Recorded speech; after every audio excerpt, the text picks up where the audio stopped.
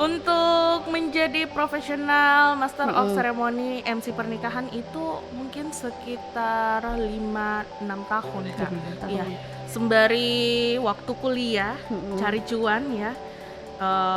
Saya mencoba menjelajahi waktu, mencari cuan-cuan, pundi-pundi, akhirnya dibayar profesional waktu itu. Ya, sederhananya adalah salah Mhm. satu ciri peradaban besar adalah bangsa atau satu suku yang memiliki aksara sendiri. Nah, di antara 3.000 suku bangsa yang ada di Indonesia itu hanya 12 suku yang memiliki aksara sendiri, dan salah satunya adalah suku Bugis dan Makassar di Sulawesi Selatan. Satu hal yang ditekankan di Hipapi adalah bahwa MC pernikahan itu tidak hanya memandu satu acara, menerjemahkan prosesi, perlengkapan-perlengkapan yang kita gunakan, tapi lebih dari itu sebenarnya tugas kita atau fungsi kita adalah juga turut berperan aktif sebagai pelestari budaya. Nah,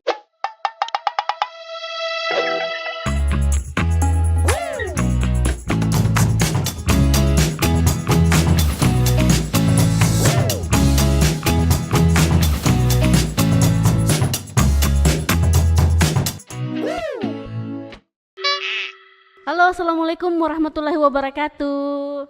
Ada Nona Ambon di sini? Salah pertanyaannya. Ada yang mau nikah di sini? Nah, atau mungkin saya perjelas lagi pertanyaannya. Mungkin dalam waktu dekat ada dari kita ini yang mau melangsungkan pernikahan. Tentu bisa kita setuju semua bahwa dalam prosesi pernikahan atau pesta pernikahan, peran seorang MC pernikahan itu sangat penting, karena dibalik jokes dan juga suasana yang hangat ataupun suasana yang berlangsung dengan sukses itu ada peran MC di dalamnya. Dan kali ini di podcast Catatan Topi Merah kita kedatangan teman-teman dari Hipapi. Hipapi itu apa, Kak?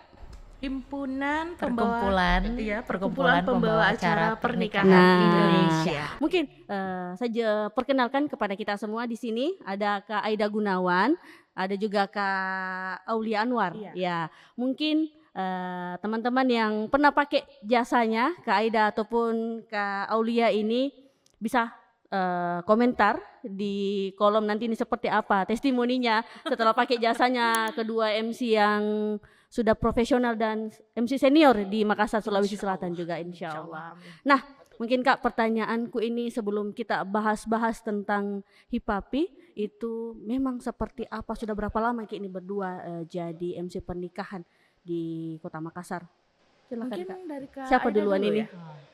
Oh, gitu ya. Untuk menjadi profesional Master of Ceremony MC pernikahan itu mungkin sekitar 5-6 tahun, Kak. 5 tahun. Iya, sembari waktu kuliah cari cuan ya. Saya mencoba menjelajahi waktu, mencari cuan-cuan, pundi-pundi, akhirnya dibayar profesional waktu itu. Profesionalnya ya lumayan lah untuk anak kuliahan, hingga akhirnya saya menetap dan sudah terlalu nyaman di zona ini. Jadi zaman sekali mikir jadi MC pernikahan. Iya, Karena nyaman iya. cuannya ya. Nyaman, iya. Selain itu nyaman tempat kerjanya, agak kurang pressure juga. Pressure maksudnya dari atasan. Betul. Iya. Tetapi pressure-nya itu dari klien-klien ya, minta jadwal meeting dan lain sebagainya. Jadi nyamannya di situ, selain nyaman cuan, nyaman di ini juga lingkungan kerja. Oke. Mungkin karena sudah passion Mika di Iya, iya. Untuk Kak Aida mungkin sejak kapan Mika? Karena kalau saya sendiri kenalnya nih dari Instagram media sosial ini sudah terkenal sekali Mi namanya di kalangan MC-MC yang ada di Kota Makassar dan juga Sulawesi Selatan. Bahkan sudah dari luar Kak, dari luar Sulawesi Selatan semua jobnya. Mantap. Ya, Silakan kita Kak. maju-maju sedikit ya. Iya. Oke, baik. Jadi kalau secara resmi menjadi penyiar MC itu berawal memang dari penyiar radio. Tapi secara profesional yang dibayar itu tahun 2008. 2008. Memang udah sering banget. Dulu kan dunia pernikahan tidak yang serame sekarang ya. Dulu itu masih ya kadang orang masih berpikir pakai MC, ngapain pakai MC. Nah, sekarang karena wedding organizer juga sudah menjamur, orang-orang berpikir apalagi setelah pandemi ya, pasca pandemi itu jujur permintaan MC weddingku itu begitu besar karena orang kan dulu ada physical distancing ya, orang akan memilih untuk tidak berdekatan dan lain sebagainya, sehingga membutuhkan master of ceremony untuk bisa menyampaikan informasi-informasi seperti itu. Makanya MC wedding setelah pandemi itu menjamur, itu alhamdulillahnya sampai hari ini gitu. Itu sih, Kalau setelah enaknya pandemi. jadi MC seperti apa Kak, MC pernikahan? Atau mungkin sebelumnya kan ini Enak banget ya. kan ada beda memang MC dengan pembawa acara karena kan himpunan teh ini himpunan pembawa acara pernikahan. Mungkin jadi kalau sebelum kita bahas terlalu jauh, beda memangkah MC dengan pembawa acara atau seperti apa, sama atau hanya beda penyebutan saja kayak gimana? Sebenarnya itu berbeda penyebutan aja, tetapi pembawaannya mungkin bisa disesuaikan. Disesuaikan ya. Tergantung dengan permintaan klien maunya seperti apa. Makanya dari klien itu harus pintar-pintar cari MC yang sesuai dengan kriteria acaranya. Jangan sampai maunya humoris, nyarinya yang agak formal. Jadi tergantung aja dari segi permintaan klien. Oke. Untuk ke Aida ini sendiri kan sudah banyak ada di belakang nama beberapa MC yang cukup profesional di Kota Makassar dan juga di Sulawesi Selatan sendiri Kak. Bisa di sharing-sharing tidak? Ada tidak etika yang harus dimiliki oleh seorang MC sendiri kan kita berpikir MC ya bawa acara rundown dan sebagainya. Kalau memang etika ini seperti apa mungkin? Itu kalau bicara etika panjang ya, tapi memang sebagai seorang MC profesional itu kan kita bukan hanya dituntut memiliki skill dan knowledge, tapi juga yang paling penting adalah attitude. Terutama kita yang namanya kita ini bekerja di dunia industri. Ada persaingan dengan vendor-vendor, begitupun bagaimana kita menjaga etika kita ketika kita bersama dengan klien. Misalnya nih di sebuah acara gitu ya, MC itu nggak bisa mengintervensi, melakukan intervensi. Dalam artian bisa mengintervensi, dalam artian mengedukasi klien itu sebelum acaranya. Kalau sudah dalam acaranya, sebaiknya memang tidak diperkenankan MC untuk melakukan intervensi, karena yang punya acara atau yang punya, kita kan kerja tim ya, yang melakukan atau memiliki kapasitas untuk mengatur acara itu adalah wedding organizer. Kalau ada WO-nya, kecuali kalau misalnya kita diberikan satu amanah untuk memandu satu acara yang tidak pakai WO, berarti MC juga diamanahkan untuk dipercayakan untuk bisa ikut mengatur acara itu seperti itu. Nah, bukan ini ya. Dalam artian kayak gini kita kan MC termasuk MC yang sudah punya nama, MC yang sudah boleh dikatakan senior gitu ya di beberapa teman-teman lainnya yang baru memasuki terjun di industri ini gitu. Nah, meskipun kita sudah termasuk senior, sudah punya nama, sudah banyak pengalaman, tapi tidak menjadikan kita tuh jadi saya MC-nya. Saya nggak tahu acara ini. Tidak jumawa ya. Nggak jumawa, nggak kayak gitu. Apalagi pengetahuan kita misalnya tentang adat sudah cukup mumpuni gitu ya. Karena kita pun sampai sekarang ya di hip hop itu kita masih terus belajar. Betul. Bukan hanya belajar di Sulawesi Selatan, tapi ya enaknya kita berhimpun, berorganisasi karena kita bisa sharing banyak pengalaman dengan MC-MC kawakan yang justru lebih punya banyak pengalaman lagi daripada kita di MC nasional, katakanlah MC nasional yang memang sering membawa acara pejabat-pejabat di Republik Indonesia ini seperti itu. Tapi kan ada jokes ini di kalangan MC mungkin untuk pembawa acara. Kalau sukses acaranya yang dapat apresiasi biasanya WO, IO ataupun yang punya hajat. Tetapi kalau ada yang yang salah-salah pasti MC yang paling pertama dia. Bagaimana dengan dia? Benar banget Kak.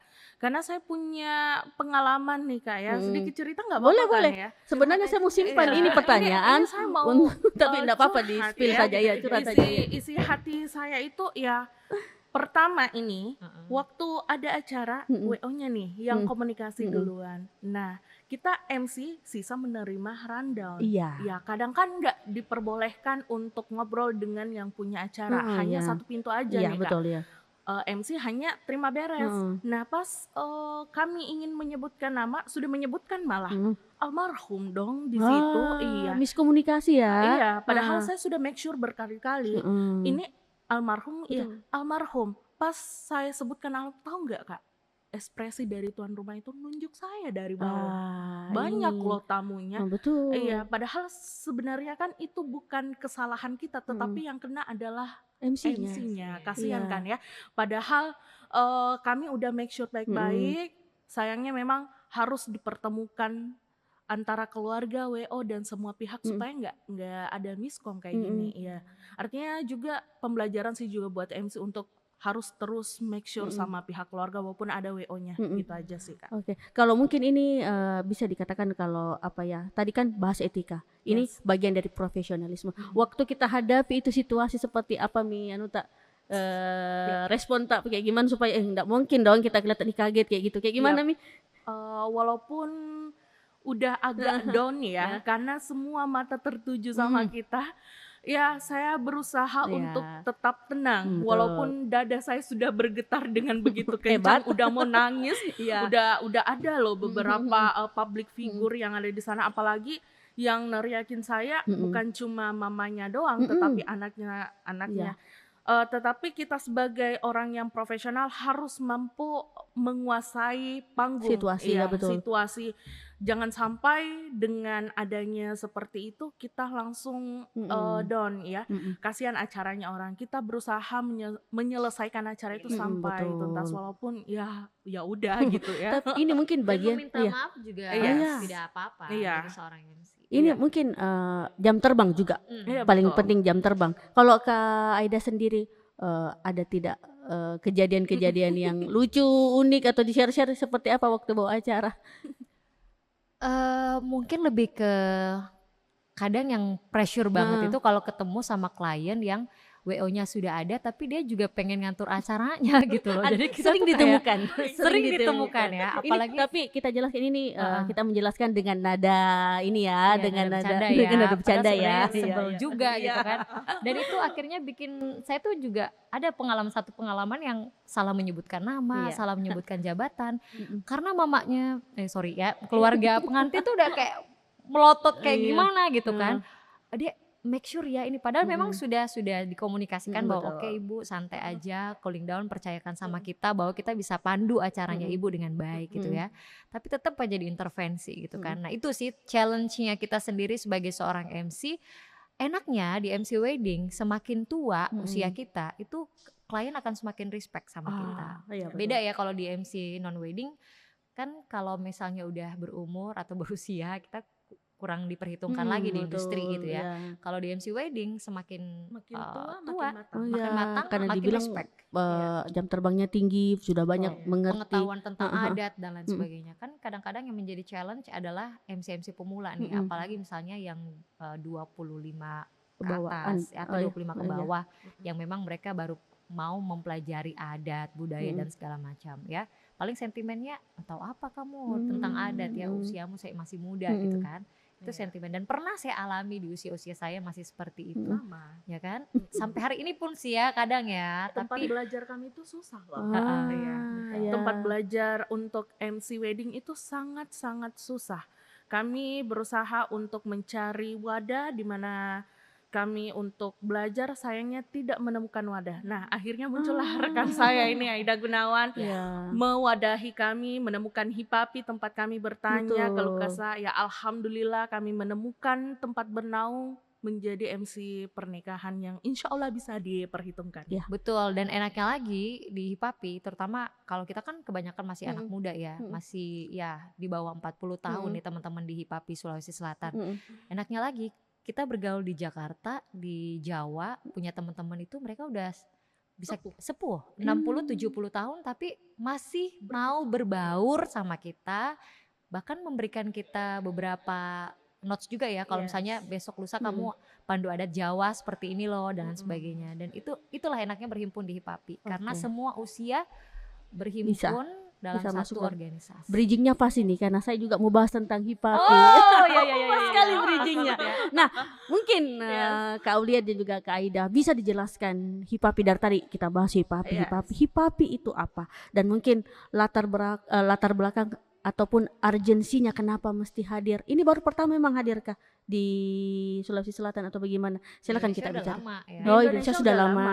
Iya. Sulawesi Selatan Sulawesi Selatan ini baru sekitar 2 tahun, 2 3 tahun. tahun. Iya, tapi kami itu nggak berbentuk DPW. Iya, masih non DPW. Artinya kami bergabung di Papua, bergabung di mana aja yang masih minim anggotanya. Oke. Nah, hadirnya Kak Aida membawa bendera baru, semangat baru untuk kita. Kok ini kita udah banyak anggotanya, masih nebeng-nebeng di Iya, betul. orang lain. Bagusnya kita punya wadah sendiri betul. ya, supaya ada program-program yang bisa menjadi manfaat untuk kita semua. Iya.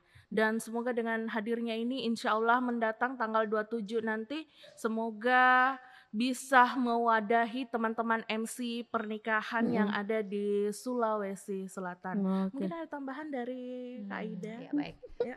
Jadi HIPAPI ini adalah perkumpulan pembawa acara pernikahan Indonesia gitu ya, yang dibentuk sejak tahun 2020 dan insya Allah di tahun ini kita genap berusia 5 tahun ya, dan insya Allah anniversary-nya nanti akan diadakan di Kota Bogor, Jawa Barat. Nah, untuk Sulawesi Selatan sendiri kita udah cukup lama dari awal-awal HIPAPI terbentuk, tapi kita masih non DPW kata Aulia tadi ya. Non DPW berarti kita tidak punya Dewan Pengurus Wilayah sendiri gitu. Nah, insya Allah di tahun ini tepatnya tanggal 27 Mei nanti kita akan bentuk Dewan Pengurus Wilayah sendiri, yang berarti bahwa DPW Sulawesi Selatan sudah berhak untuk melakukan kegiatan-kegiatan yang berkaitan dengan kebudayaan atau pelestarian budaya dalam kegiatan pernikahan adat di Sulawesi Selatan, yang tidak lagi harus selalu ke pusat gitu arahnya. Justru kita sudah bisa membuat kebijakan sendiri ya, dan berafiliasi dengan pemerintah siapa saja untuk melakukan kegiatan-kegiatan itu. Nah, satu hal yang ditekankan di HIPAPI adalah bahwa MC pernikahan itu tidak hanya memandu satu acara, menerjemahkan prosesi, perlengkapan-perlengkapan yang kita gunakan, tapi lebih dari itu sebenarnya tugas kita atau fungsi kita adalah juga turut berperan aktif sebagai pelestari budaya. Nah, itu yang penting. Mungkin kalau saya orang awam mungkin ya MC aja, kenapa mesti ada perkumpulannya? Mungkin secara lebih detail lagi seperti itu kehadiran HIPAPI ya. Kak, silakan dilanjutkan. Ya, betul sekali. Kami berencana membuat pakem tersendiri. Nah, sebelum adanya persiapan Muswili ini, kami juga melewati beberapa proses bergabung dengan teman-teman budayawan seperti mitologi Bumi Sulawesi Selatan, membahas terkait pernikahan adat yang ada di Indonesia. Nah, tujuan dari itu insya Allah nanti akan hadir pakem pernikahan Bugis Makassar, yang insya Allah juga akan digunakan dan bermanfaat bagi teman-teman MC pemula dan juga jadi panduan pernikahan, supaya pernikahan itu tetap terjaga budayanya. Sekarang kan udah banyak Kak campur baurnya, mengikuti tren A, tren B, tren C, ya. Maka dari itu budaya kita agak sedikit bergeser karena ada banyak pengaruh-pengaruh dari luar yang tidak dipahami pelaksana acara. Gitu, jadi mungkin ini bisa jadi mitra nanti ya, mitra benar. dari pemerintah, mitra industri pernikahan, mitra dari kebudayaan juga. Betul, ya. Seperti itu. Kalau mungkin sekarang kita bahas tentang kebudayaan, seperti apa? Kita kan di Makassar, Bugis Makassar tuh agak kental juga ya dengan prosesi pernikahan. Kalau menurut tak sebagai pembawa acara pernikahan di Sulawesi Selatan, seperti apa kita Bugis Makassar memandang itu pernikahan sendiri, Kak Aida? Wah, ini kalau bicaranya harus di kelas ya. Masuk ya. Oke, tapi memang begini ya, sederhananya adalah salah satu ciri peradaban besar adalah bangsa atau satu suku yang memiliki aksara sendiri. Nah, di antara 3.000 suku bangsa yang ada di Indonesia itu hanya 12 suku yang memiliki aksara sendiri, dan salah satunya adalah suku Bugis dan Makassar di Sulawesi Selatan. Dan ini berarti kita tuh sebenarnya punya satu peradaban kebudayaan yang luar sekali, besar sekali, tapi sayangnya itu tidak terlihat atau lestari dalam pernikahan adat kita. Misalnya ya, kalau dulu kan untuk pada saat acara momen Mapetuada saja misalnya, itu tidak ada pertemuan antara calon pengantin laki-laki dan calon pengantin perempuan. Kenapa? Karena perempuan memang dalam tradisi masyarakat suku Bugis Makassar itu punya kedudukan besar dan disembunyikan gitu loh ya. Punya perempuan dalam tatanan Bugis Makassar itu sesuatu yang sangat mahal, sesuatu yang sangat berarti gitu ya, seperti berlian. Makanya dijaga, makanya disembunyikan, tidak pertemukan antara laki-laki, calon pengantin laki-laki dan calon pengantin perempuan. Nah, itu sekarang sudah bergeser. Bahkan sekarang laki-laki sudah memberikan bunga, sudah dipajang bersama gitu. Bahkan kata beberapa penghulu tuh, wah ini kalau menurut saya nih Aida, konsep sekarang tuh mau petua adat tuh ibarat tinggal tunggu penghulunya karena sudah bertemu semua kan, orang tua sudah bertemu dan lain sebagainya. Padahal kalau kita runut lagi ke belakang dalam beberapa literatur, memang pertemuan antara kedua orang tua itu panjang sekali baru bisa dipertemukan keduanya. Itu bahkan sampai di prosesi terakhir, Pi. Jadi ada satu prosesi terakhir setelah pernikahan.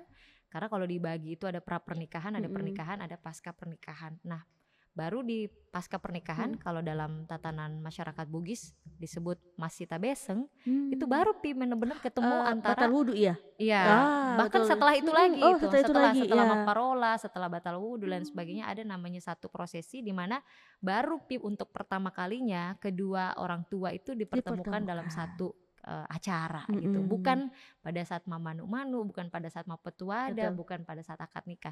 Dan itu banyak sekali yang bergeser, termasuk misalnya kemarin kita sempat ada kelas ya, public speaking for traditional wedding. Saya ikut di dalamnya. Ya ikut kan, dimana kita pertontonkan simulasi Mapasili sebenarnya itu seperti apa gitu loh. Misalnya penggunaan kalung melati, bando melati, ya itu kan sesuatu yang sebenarnya tidak ada dalam kebiasaan kita ya. Kenapa saya bilang tidak ada dalam kebiasaan kita? Satu contohnya saja, industri ronce melati di sini tidak ada. Jadi kalau untuk mendapatkan kalung melati dari luar, itu dari luar, harus diimpor dari Jawa kan. Nah itu salah satu bentuk bukti bahwa industri itu tidak ada di sini. Berarti itu bukan punya kita, bukan kebiasaan kita. Betul. Itu jadi, jawaban dari alam itu bahwa di sini ya betul. Ya kan, itu salah satu bukti sederhana gitu. Tapi kemudian itu digunakan dalam ya karena alasan estetika dan lain sebagainya. Padahal tren gitu ya dan lain sebagainya. Makanya kalau kita lihat kemarin di Mapasili itu kita tidak menggunakan kalung melati ataupun bando melati, hanya menggunakan sarung saja. Kemudian hanya menggunakan pamaja atau wajan untuk melakukan pasili dan tidak melakukan siraman, hanya memercik-mercikan saja. Jadi ada beberapa hal yang sudah bergeser dan lain sebagainya, padahal sebenarnya kalau kita bisa sama-sama melestarikan ini, kita punya loh sesuatu yang unik, kita punya loh sesuatu yang berbeda dengan kebiasaan-kebiasaan orang di luar sana. Jadi jangan sampai atas nama estetika, atas nama kepentingan perut dan sebagainya, tren ini kita kesampingkan ya. Tapi apakah ini bisa ada kaidah misalnya bisa kita gunakan kalung melati nantinya, bando melati bisa jadi kalau kita sepakat ya. Duduk bersama untuk menyatakan bahwa ini merupakan budaya baru yang bisa kita gunakan. Maka industri ronce melati nanti bisa tumbuh di Sulawesi Selatan. Dan itulah fungsi dan peran kehadiran HIPAPI nanti di Sulawesi Selatan, mengembalikan kiprah-kiprah ataupun pakem-pakem yang sudah ada. Jadi masyarakat itu istilahnya bukan sok tahu ya, jadi sudah ada kayak gini loh yang betul-betulnya. Dan mungkin balik lagi ke HIPAPI. Atau mungkin akan ada penelitian lanjutan yang akan membahas pernikahan adat ini secara lebih komprehensif lagi gitu. Jadi kita tidak mengada-ngada, tidak menambahkan sesuatu yang memang sudah ada terdahulu itu dan dikembalikan. Bahkan di Jawa itu Kak sendiri penggunaan melati, penggunaan sarung itu diatur. Enggak asal pakai melati ini bentuknya seperti ini. Itu mereka ada historinya, aturan. Aturannya. Dia harus pakai sarung apa, itu harus sesuai. Misal sarung harus disesuaikan. Makanya kami ini bertanya-tanya kok tiba-tiba pakai melati, tiba-tiba pakai sarung ini, sarung itu. Padahal kan itu ada runtutannya. Sama dengan warna-warna baju sebenarnya. Iya, benar. Tapi ini kita bahasnya mungkin di kesempatan lain. Kita bahas HIPAPI dulu ya kan, mungkin waktunya tidak cukup. dari tadi sudah. Tapi ini kemarin sempat kita bahas di itu ya, di sharing session Yes. bersama dengan pengamat budaya Oke. dan lain sebagainya. Nanti kita undang lagi bahas Baik. tentang Siap. budaya pernikahan di Sulawesi Iya. Selatan. Oke, janji sama saya Kak Ida ya, Kak Janji Ulia. dong. Kita bahas ke Hipapi dulu. Nanti mungkin agenda utama di Rimuswil ini seperti apa? Saya dengar-dengar ada bisik-bisik tetangga nanti akan ada ada pengurusnya ya nanti ya, pengurusnya dan dong. juga ketuanya. Mungkin dari sekian banyaknya ini yang gabung, sebenarnya banyak sekali pertanyaanku tentang Hipapi. Tapi Nggak mungkin- apa-apa. Mungkin nanti agendanya pemilihan ketua. Iya. Siapa kira-kira ini ketuanya untuk bawa mengibarkan bendera Hipapi di Sulawesi Iya. Selatan? Untuk mencari untuk mencari seorang ketua itu sebenarnya agak-agak susah gampang ya. Kenapa saya bilang seperti itu? Karena menjadi seorang ketua itu harus memiliki komitmen yang kuat, harus memiliki kesabaran. Kedua, emosinya harus dikontrol benar-benar dan juga harus bisa merangkul kita semua dari segala elemen. Kenapa saya bilang begitu, Kak? Karena tanpa hadirnya seorang ketua yang tidak memiliki komponen itu, ya bisa jadi organisasi kita hanya seumur jagung. Betul. Maka dari itu calon ketua sekarang sudah ada di bayangan kita seperti apa? Siapakah sosok itu yang punya nilai-nilai itu? Tunggu di tanggal 27 Mei 27 ya. 2025 di Oke. Best Western ya. Hadir ya, Kak. Oke. Dan mungkin untuk Kak Ida sendiri sebagai penutup juga, mungkin untuk teman-teman kan sudah banyak MC-MC independen. Seperti apa kalau mau bergabung di Hipapi, Kak?